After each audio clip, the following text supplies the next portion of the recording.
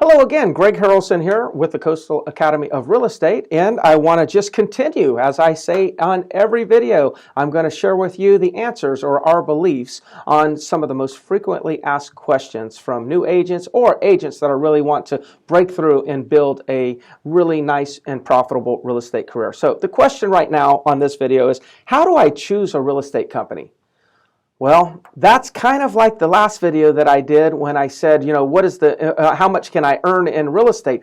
It's really a tough question, but I think I have some information that you can ponder and, for a little while and might help you get some clarity on which direction you need to go on. First off, choosing your first company can make the difference in success and failure. And why I say this is this. You're probably transitioning from one business to starting a career in real estate. So you may be leaving some steady income and really going into real estate, which, can be a little bit inconsistent, when it comes to income in the beginning, but has a huge upside, right?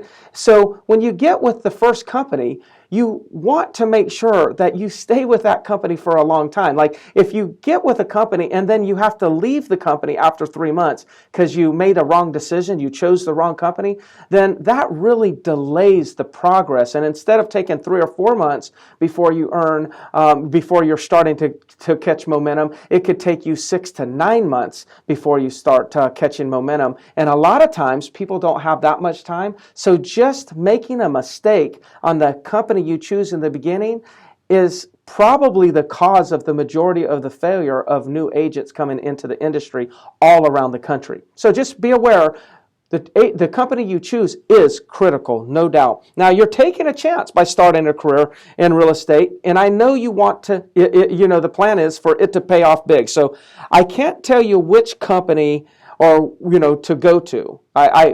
If I could, I wouldn't, because it's really more of a personal preference anyways. But I can tell you that there's a few variations in companies or business models, and you just have to decide which model would work best for you.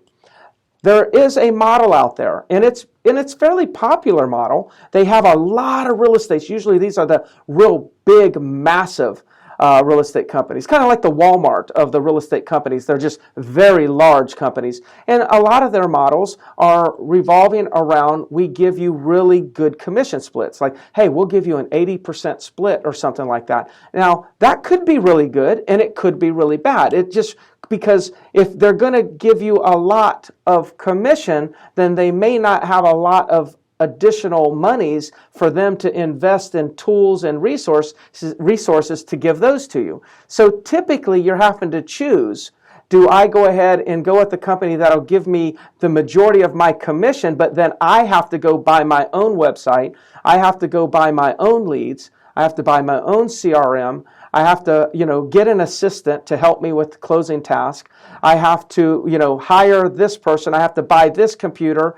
When you start adding up all the additional resources and technologies and tools and equipment and things like that and leads that you're going to have to buy, you may come to the conclusion that it would be better to pay to get a slightly different commission split and get all that information for free or all those resources for free.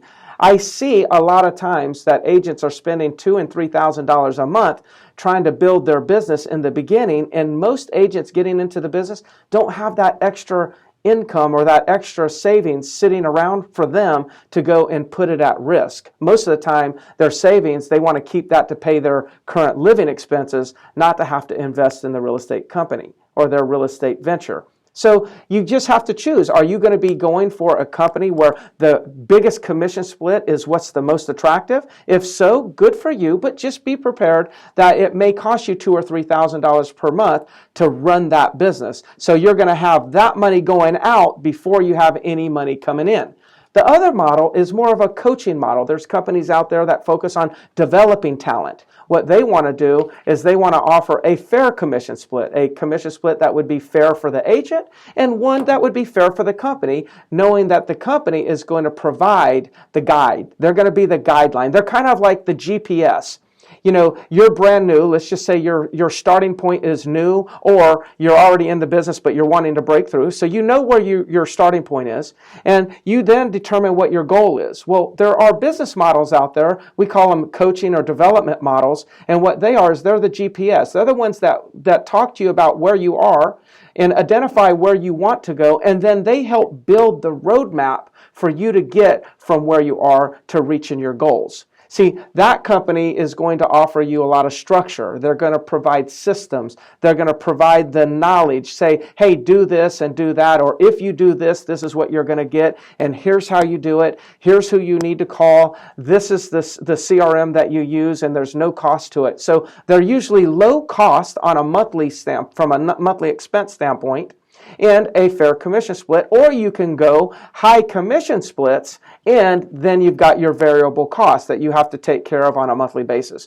So the end all and be all is this: if you don't need any coaching, if you already feel like you know how to do the business and you're okay with spending and having to buy your own leads and build websites and things like that, then maybe going towards one of the commission models might be better. But if you're in the situation where, you know what, gosh, I don't want to go at this alone. I need some guidance. I need some coaching. I need somebody to teach me what to do, show me how to actually build a real estate career, and then give me all the systems so I don't have to make that additional investment, and be fair to me on the commission splits, then that's the option for you. So again, I think there are times where one is better than another. It's really up to you. It's a personal preference on what you feel is best for you and gives you the best chance of success. My biased opinion is newer agents and agents that are wanting to break through, no matter what level they are, if they want to break through, my biased opinion is that they should be with a company that focuses and specializes on developing top producers. I think in the end, that's where you're going to make the most money. See, it's not about how much money the commission split. It's really all comes down to how much you net in your pocket in the end. So there are companies out there, or there are agents out there that they're attracted to a high commission split, and they make a high split off of 5 or 10 deals.